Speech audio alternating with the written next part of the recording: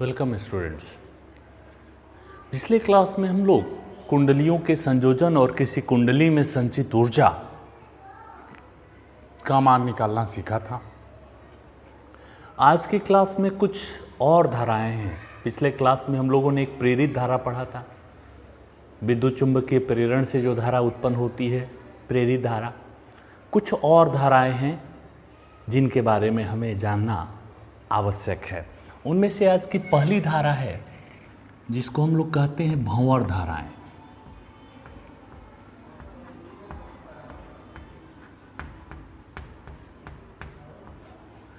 Eddy current.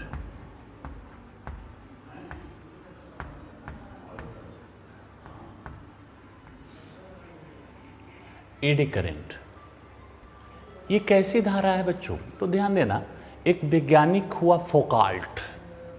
क्या नाम हुआ? फोकाल्ट। कहीं कहीं फोको भी लिखता है।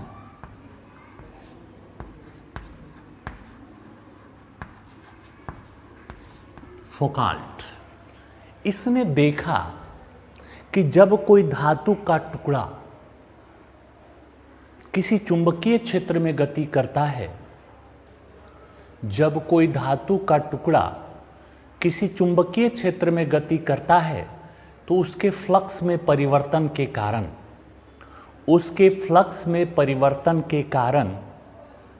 एक प्रेरित विद्युतवाहक बल उत्पन्न हो जाता है। बात समझते जाना। फोकाल्ट ने देखा कि जब कोई धातु का टुकड़ा किसी चुंबकीय क्षेत्र में गति करता है तो उसके फ्लक्स में निरंतर परिवर्तन होता है। और फ्लक्स में परिवर्तन के कारण फैराडे बता चुके हैं कि फ्लक्स में परिवर्तन के कारण एक प्रेरित विद्युतवाहक बल उत्पन्न हो जाता है, जिसके चलते परिपथ में एक धारा प्रवाहित होती है जिसे प्रेरित धारा कहते हैं। ऐसी धारा को फोकाल्ट ने नाम दिया भंवर धारा, या उसके नाम पर फोकाल्ट धाराएं भी कहते हैं। फोकाल्ट धाराएं भी कहते हैं। ध्यान देना बच्चों, जब कोई धातु का टुकड़ा किसी चुंबकीय क्षेत्र में गति करता है, और स्पेशली ऐसा चुंबकीय क्षेत्र जो परिवर्ती हो, परिवर्ती मतलब ट्रांसफरेबल, घटता बढ़ता हो। ये प्रयोग करने की बात है। आप सिद्धांतिक तौर पर केवल इसको समझेंगे कि जब कोई धातु का टुकड़ा किसी परिवर्ती चुंबकीय क्षेत्र में गति करता है तो उसके फ्लक्स में परिवर्तन होता है। ये फैराडे लॉ में हम पढ़ा चुके हैं। जब गति होगा तो फ्लक्स नज़दीक आएगा तो ज़्यादा फ्लक्स हो जाएगा, दूर जाएगा तो फ्लक्स कम हो जाएगा। और फ्लक्स में परिवर्तन के कारण एक प्रेरित विद्युतवाहक बल उत्पन्न हो जाता है, और प्रेरित विद्युतवाहक बल के कारण एक प्रेरित धारा उत्पन्न हो जाती है। ऐसी धारा को हम लोग भंवर धाराएं कहते हैं। और फोकाल्ट के नाम पर, चूंकि ऐसी धारा की खोज किसने की? फोकाल्ट ने की, तो इनको फोकाल्ट धाराएं भी कहते हैं। ये प्रायोगिक है। तो इसकी परिभाषा हम लोग क्या देंगे? किसी धातु से संबद्ध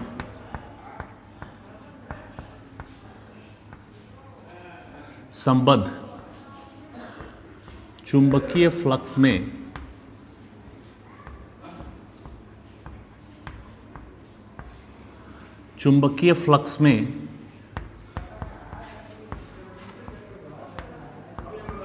परिवर्तन के कारण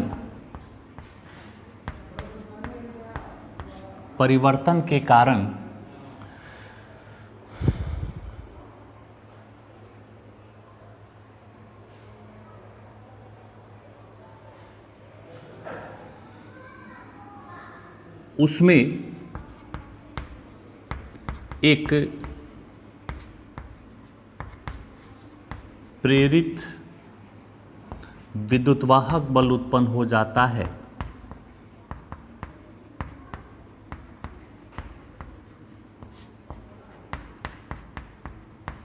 जिससे धातु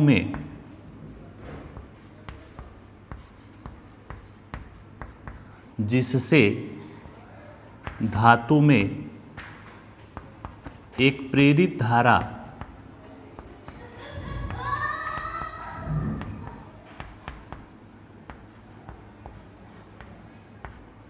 प्रवाहित होने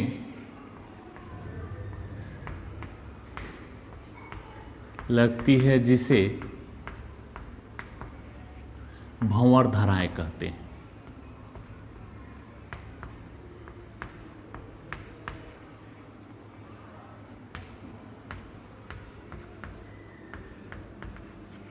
भंवर धाराएं कहते हैं और फोकाल्ट के नाम पर इन्हें फोकाल्ट धाराएं कहते हैं। फोकाल्ट के नाम पर इन्हें फोकाल्ट धाराएं कहते हैं।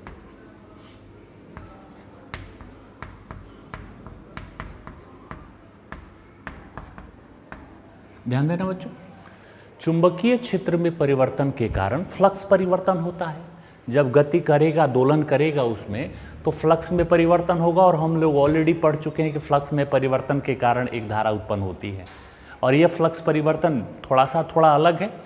चुंबकीय क्षेत्र परिवर्ती है यहाँ, जिस वजह से फ्लक्स परिवर्तन हो रहा है और फोकाल्ट ने ऐसी धारा को जो फ्लक्स परिवर्तन के कारण उत्पन्न होती है भंवर धाराएं कहते हैं। ध्यान देना बच्चों, सरल भाषा में अब आते हैं। ये तो आपकी किताबों की डिफिनीशन हो गई, नोट कर सकते हैं। किसी धातु से संबद्ध चुंबकीय फ्लक्स में परिवर्तन के कारण उसमें एक प्रेरित विद्युतवाहक बल उत्पन्न हो जाता है, जिससे धातु में एक प्रेरित धारा प्रवाहित होने लगती है, जिसे भंवर धाराएं कहते हैं। फोकाल्ट के नाम पर इन्हें फोकाल्ट धाराएं भी कहते हैं। ये किताबों की परिभाषा हो गई। अब असली मुद्दे पर आते हैं जो हमें समझना है। एक्चुअली क्या होता है, कभी कभी आप देखते हो कि कुछ इलेक्ट्रॉनिक सर्किट है, इलेक्ट्रॉनिक उपकरण है, बिजली के कारण जल जाते हैं। इलेक्ट्रॉनिक सर्किट, बिजली वाले उपकरण गर्म होने लगते हैं, टीवी गर्म होने लगा, तो उसका वास्तविक कारण भंवर धारा है।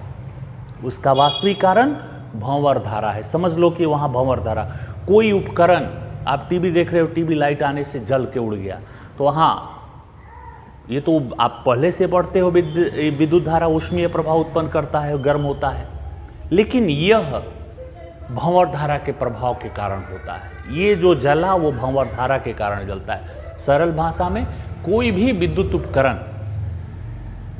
जलता है तो उस जलने में जो अहम योगदान होता है वह भंवर धारा का कारण होता है।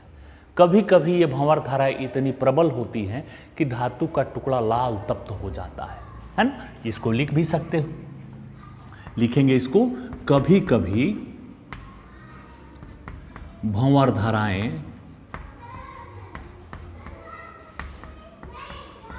इतनी प्रबल होती हैं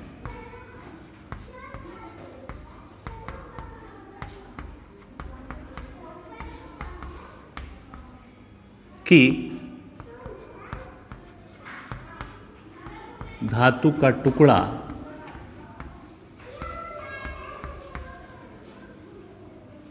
गर्म होकर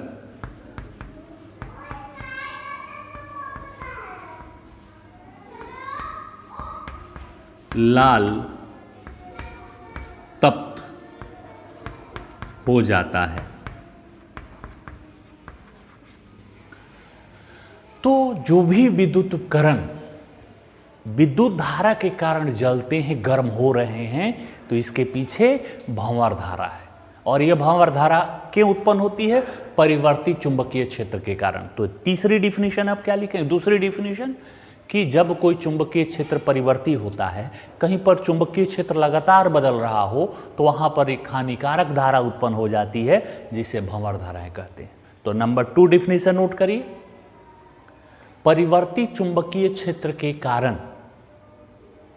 परिवर्ती चुंबकीय क्षेत्र के कारण एक हानिकारक धारा उत्पन्न होती है, जिसे भंवर धाराएं कहते हैं। फोकाल्ट ने खोज की थी, इसलिए इसको फोकाल्ट धाराएं भी कहते हैं।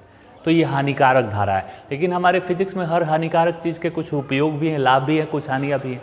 ये कोई जरूरी नहीं हानिकारक हो। और इसका प्रत्यक्ष उदाहरण क्या होता है कि एक एक्सपेरिमेंट था, देखो हमको याद नहीं आ रहा है, एक दोलन करती हुई धात्विक प्लेट, एक एक्सपेरिमेंट मेरे सामने है। एक दोलन करती हुई धात्विक प्लेट को जब चुंबकीय क्षेत्र में दोलन कराया जाता है तो धीरे धीरे दोलन रुक जाता है। एक धात्विक प्लेट को चुंबकीय क्षेत्र में दोलन कराया जाता है तो उसमें मंदन प्रभाव उत्पन्न होता है, और यह मंदन प्रभाव कौन उत्पन्न होता है, कौन उत्पन्न करता है, ये भंवर धारा है, क्योंकि वहाँ भंवर धारा है। परिवर्तित चुंबकीय क्षेत्र हो और ये गति करे तो वहाँ एक धारा उत्पन्न होगी, ऐसी धारा को हम लोग क्या कहते हैं, भंवर धारा। इसका ये प्रमाण है कि भंवर धारा का अस्तित्व है, अगर नहीं होता तो ये नहीं रुकती, तो ये एक हानिकारक धारा है। इसके कुछ उपयोग भी हैं।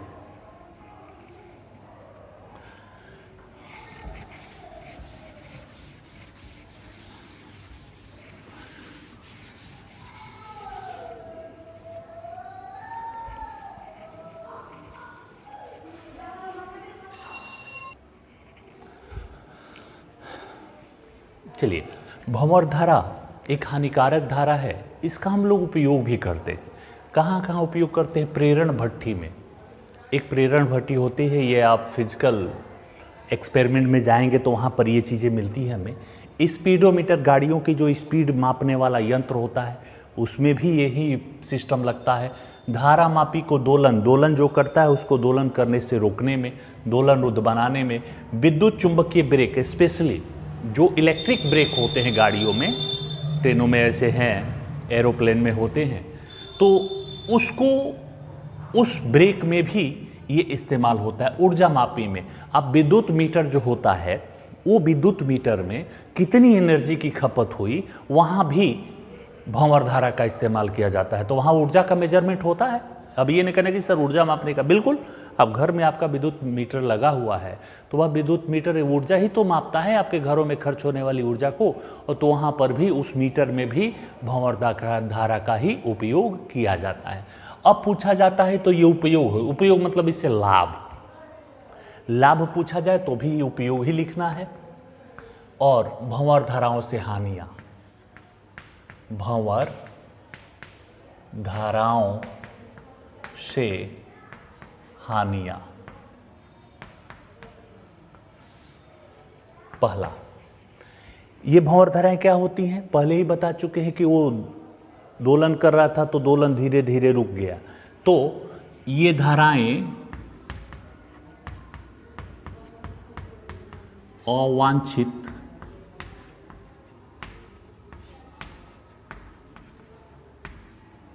मंदन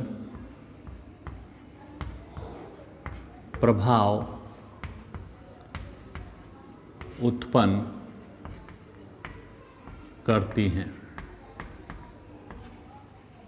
नंबर 2,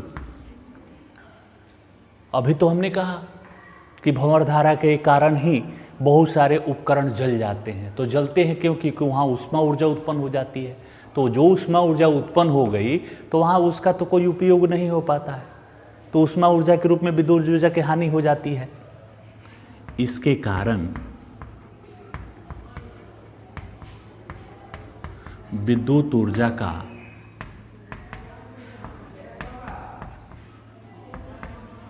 ऊष्मा ऊर्जा के रूप में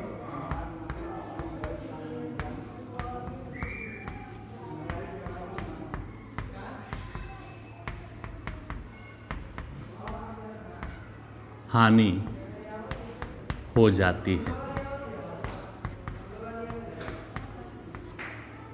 तीसरा, इस धारा के कारण मंदन प्रभाव उत्पन्न होता है, ये तो हम लोग लिख चुके हैं। ऊष्मा ऊर्जा के रूप में ऊर्जा की हानि हो जाती है। और तीसरा, इस धारा के कारण विद्युत उपकरण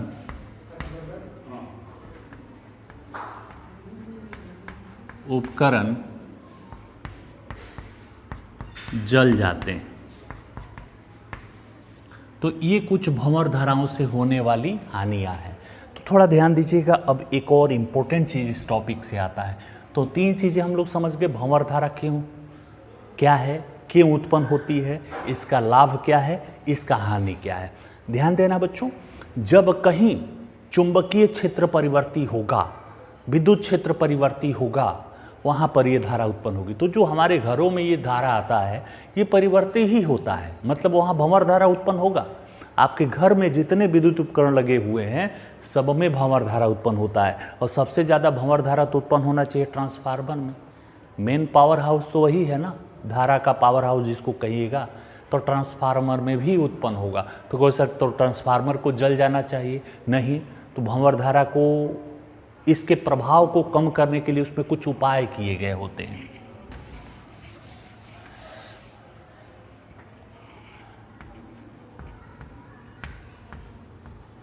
भंवर धारा को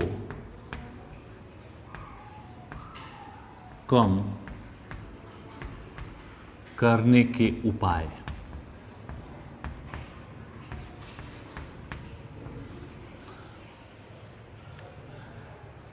ध्यान देना बच्चों, ट्रांसफार्मर में भी, और एक लाइन याद रखना, नोट करके इसके लिखो, नोट करो और लिखिए, भंवर धारा को पूर्णतः समाप्त नहीं किया जा सकता, इसके प्रभाव को कम किया जा सकता है। भंवर धारा को पूर्णतः समाप्त नहीं किया जा सकता, इसके प्रभाव को कम किया जा सकता है। तो प्रभाव कैसे कम होगा ये बात समझिएगा। ट्रांसफार्मर में इसके प्रभाव को कम करने के लिए 3 मुख्य काम किए जाते हैं। क्या किए जाते हैं? 3 मुख्य काम किए जाते हैं। पहला, वार्निश का उपयोग किया जाता है। वार्निश करके, देखते हो ट्रांसफार्मर जब बाइंडिंग होती है तो उसके प्लेटें वार्निश में डुबो डुबो कर लगाई जाती है ताकि भंवर धारा उत्पन्न हो। तो यह विधि द्वारा, इस प्रोसेस द्वारा क्यों उत्पन्न होगा ये अगले पाठ में भी पढ़ेंगे। ट्रांसफार्मर जब आएगा तो वहाँ पर मैं बताऊंगा कि वार्निश करने के कारण भंवर धारा कैसे उत्पन्न हो जाता है। तो ट्रांसफार्मर हमें विधिवत पढ़ना है, पूरी व्याख्या करनी है, तो वहाँ पर हम लोग जानेंगे। दूसरा, नर्म लोहे का इस्तेमाल करके, ट्रांसफार्मर में जो लोहा होता है, जो प्लेटें होती हैं, वो नर्म लोहा होता है। नर्म लोहे का उपयोग करके। और तीसरा, ट्रांसफार्मर जब बनता है तो उसमें एक ही मोटा लोहा नहीं ले लिया जाए, पतले पतले बहुत सारे 100-150 लोहा एक दूसरे पर रखकर तांबे के तार की बाइंडिंग की जाती है। तो पतले पतले लोहे के प्लेट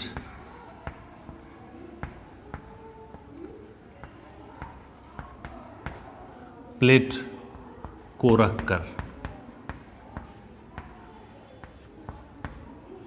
तो ये भंवर धारा को कम करने के कुछ उपाय हैं। एक और धारा है जिसके बारे में हमें जानना होगा और इसे वो इम्पोर्टेंट है।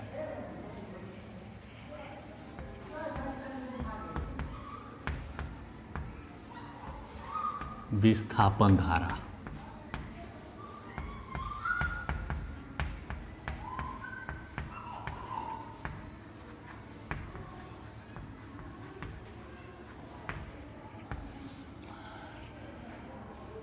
इसकी खोज एक वैज्ञानिक था मैक्सवेल ने की। कैसे की? तो एम्पियर के परिपथीय नियम को थोड़ा ध्यान से हम लोग भी समझते हैं। पिछले पाठों में हम लोग पढ़ चुके हैं एम्पियर के परिपथीय नियम से। क्या नियम था? इंटीग्रेशन BdL बराबर μ0 I कुल धारा है। थोड़ा ध्यान देना, ये बताता है चुंबकीय क्षेत्र कितना हो। तो एक समानांतर प्लेट संधारित्र ले लो। समानांतर प्लेट संधारित्र में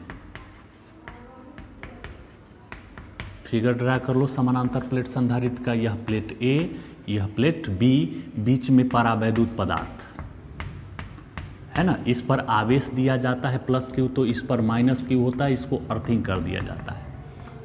ये समानांतर प्लेट संधारित्र। ध्यान देना बच्चों, अब समझना है हमें। मैक्सवेल ने बताया कि एम्पियर के परिपथीय नियम के अनुसार, बोर्ड पर हम लिख दिए हैं, किसी पृष्ठ से होकर गुजरने वाला चुंबकीय क्षेत्र का रेखीय समाकलन मतलब कुल चुंबकीय क्षेत्र धारा का म्यू जीरो गुना होता है। कुल चुंबकीय क्षेत्र धारा का म्यू जीरो गुना होता है। सही बात है, यह कहता है। अब बात मुद्दे पर आते हैं। ये नियम तब तक है, थोड़ा सा इसको समझ ले।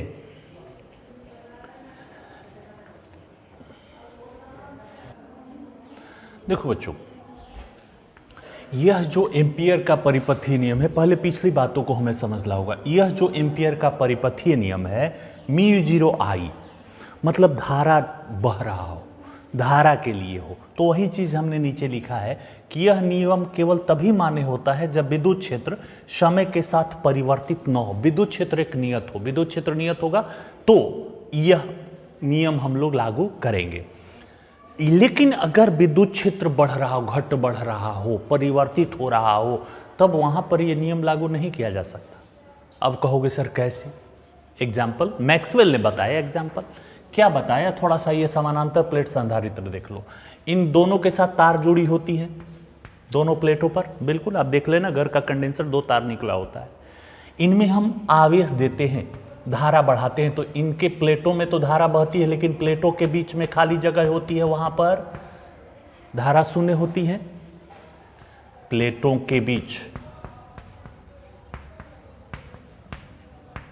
खाली जगह में, खाली जगह में I बराबर जीरो। I बराबर जीरो, तो यहां देखो तो धारा जीरो हो तो चुंबकीय क्षेत्र का मान जीरो हो जाएगा। B बराबर जीरो, एम्पियर के परिपथीय नियम से बात समझिएगा। यहां पर इस नियम में जो मैक्सवेल ने बताया कि आप समानांतर प्लेट की दोनों प्लेटों के बीच में एम्पियर का परिपथीय नियम रखिए, एम्पियर का परिपथीय नियम लागू कीजिए, तो लागू करें तो जब इन दोनों प्लेटों में न धारा बहती है, प्लेटों के बीच में जो परावैद्युत पदार्थ भरा होता है, परावैद्युत तो अचालक होता है, उसमें तो धारा नहीं बहेगी, तो यहां तो I बराबर जीरो होगा, और I बराबर जीरो होगा तो एम्पियर का परिपथीय नियम क्या कहेगा? B बराबर जीरो, B बराबर जीरो हो जाएगा। मतलब यहां पर कोई चुंबकीय क्षेत्र नहीं होगा, यह एम्पियर का नियम कहता है। अब सोचो, यहां पर हमने एम्पियर का नियम लागू किया तो B बराबर जीरो मतलब कहता है कि यहां पर कोई चुंबकीय क्षेत्र नहीं है। अब दूसरी बात समझो, दूसरे ढंग से मैक्सवेल ने क्या समझाया? मैक्सवेल ने कहा कि यहां विद्युत क्षेत्र है ना, तो कहोगे जी सर, दोनों प्लेटों के बीच में विद्युत क्षेत्र है, और वह विद्युत क्षेत्र धारा में परिवर्तन, इन प्लेटों में धारा बह रही है, इन प्लेटों में धारा बह रही है, तो प्लेटों में धारा के कारण विद्युत क्षेत्र घट बढ़ रहा है, और कहीं विद्युत क्षेत्र है तो वहां चुंबकीय क्षेत्र नहीं होगा। ऑस्टेन ने क्या बताया था कि विद्युत क्षेत्र चुंबकीय क्षेत्र भी उत्पन्न करता है, तो ऑस्टेन के अकॉर्डिंग यहां पर चुंबकीय क्षेत्र होना चाहिए, जबकि एम्पियर के नियम के अनुसार चुंबकीय क्षेत्र शून्य होना चाहिए। तो कौन सा नियम सत्य है? अगर ये सही मानते हैं तो ये वाला गलत है, और ये वाला सही मानते हैं तो ये वाला गलत है। एम्पियर कहते हैं कि वहां धारा नहीं है, दोनों प्लेटों के बीच में धारा नहीं है, तो चुंबकीय क्षेत्र शून्य होगा, और ऑस्टेन के नियम से वहां विद्युत क्षेत्र है तो वहां चुंबकीय क्षेत्र होना चाहिए। तो एक कहता है चुंबकीय क्षेत्र होगा और दूसरा कहता है चुंबकीय क्षेत्र नहीं होगा, तब तो ये समस्या उत्पन्न हो गई ना। एक कह रहा है होगा, दूसरा कह रहा है नहीं हो सकता है। तब इस समस्या का समाधान मैक्सवेल ने किया, है ना। इस समस्या का समाधान B बराबर जीरो, लेकिन प्लेटों के बीच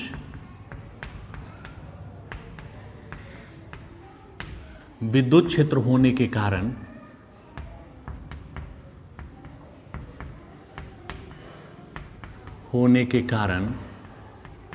चुंबकीय क्षेत्र भी होगा।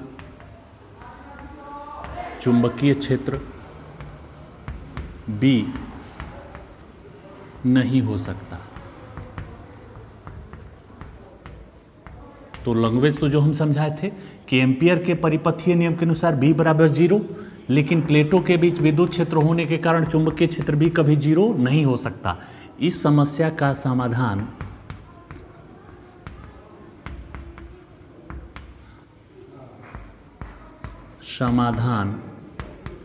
मैक्सवेल ने किया।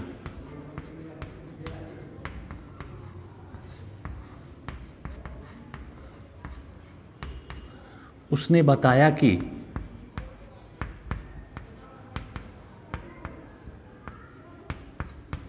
प्लेटों के बीच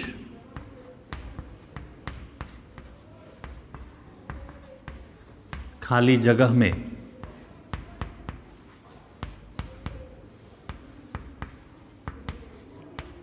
विद्युत क्षेत्र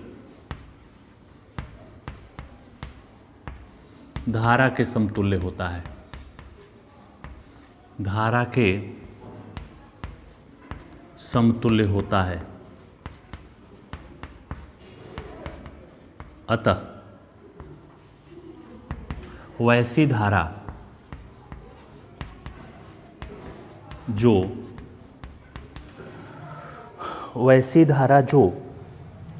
विद्युत क्षेत्र में परिवर्तन के कारण होती है, विद्युत क्षेत्र में परिवर्तन के कारण होती है,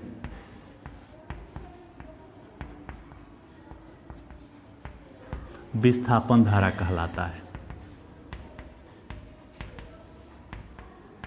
विस्थापन धारा कहलाता है। विस्थापन धारा कहलाता है। इसे आई डिस्प्लेसमेंट से सूचित करते हैं।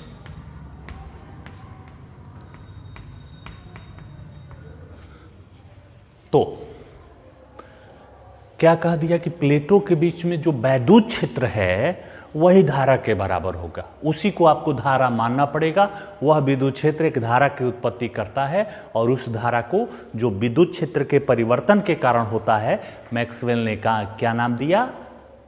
विस्थापन धारा। ध्यान देना, दोनों प्लेटों के बीच में जो रिक्त स्थान है जहां विद्युत क्षेत्र लगातार परिवर्तित हो रहा है, वहां पर विद्युत क्षेत्र के समतुल्य एक धारा भी होगी जिसे विस्थापन धारा कहते हैं। ध्यान देना, वहां विद्युत क्षेत्र है, धारा नहीं है, ये रियलिटी है। लेकिन विद्युत क्षेत्र, अगर आप कहिएगा धारा नहीं है तब तो एम्पियर का नियम गलत हो जाएगा। तो वह विद्युत क्षेत्र ही धारा के तुल्य है, धारा के बराबर है। वहां किसी प्रकार की धारा नहीं होती है, लेकिन एक विद्युत क्षेत्र होता है जो धारा के समतुल्य होगा, धारा के बराबर होगा, धारा का काम करेगा। तब एम्पियर के परिपथीय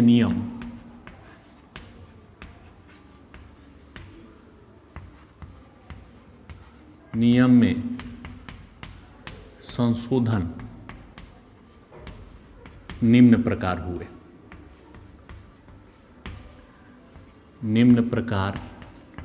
हुए। इंटीग्रेशन BdL बराबर म्यू जीरो। ये आई तो पहले से है, प्लेटों में जो बह रहा है धारा आई, और प्लेटों के बीच में एक और धारा, तो कुल धारा कितनी? एक पहले वाली धारा आई और अब एक नई विस्थापन धारा आ गई, तो ID। क्योंकि नियम में हम लोग क्या लिखते हैं? म्यू जीरो कुल धारा का। तो कुल धारा कितनी? प्लेटों पर धारा आई और प्लेटों के बीच विस्थापन धारा ID। तो यह संशोधित नियम हुआ एम्पियर के परिपथीय नियम का। और यह संशोधन किसने किया? एम्पियर के नियम में मैक्सवेल ने किया। तो इसे एम्पियर मैक्सवेल समीकरण कहते हैं। एम्पियर मैक्सवेल समीकरण कहते हैं या नियम कहते हैं, नियम कहते हैं। तो ध्यान देना, विस्थापन धारा क्या है? मैक्सवेल के अनुसार उसके दिमाग में आया समानांतर प्लेट संधारित्र की खाली जगह दोनों के बीच के प्लेट में, कि वहां तो I0 नहीं है। बोला कि इसमें I नहीं है ना? नहीं। तो बताओ यहाँ चुंबकीय क्षेत्र क्या होना चाहिए एम्पियर के नियम से? शून्य। तो बोला कि बताओ चुंबकीय क्षेत्र शून्य होगा, तो कहता कि ऑस्टेड के नियम से आ जाओ। मतलब एक ही जगह दो नियम लागू किया। तो एक कहता है चुंबकीय क्षेत्र 0 होगा और दूसरा कहता है चुंबकीय क्षेत्र 0 नहीं होगा। तो बच्चा लोग दोनों में से कोई एक ही नहीं सही होगा, और सही यही है। ऑस्टेड ने सिद्ध किया था कि विद्युत क्षेत्र है तो चुंबकीय क्षेत्र भी है। मतलब वहां चुंबकीय क्षेत्र 0 नहीं होना चाहिए। यानी संशोधन कहाँ होना चाहिए? ऑस्टेड के प्रयोग में कि एम्पियर के प्रयोग में? एम्पियर के प्रयोग में।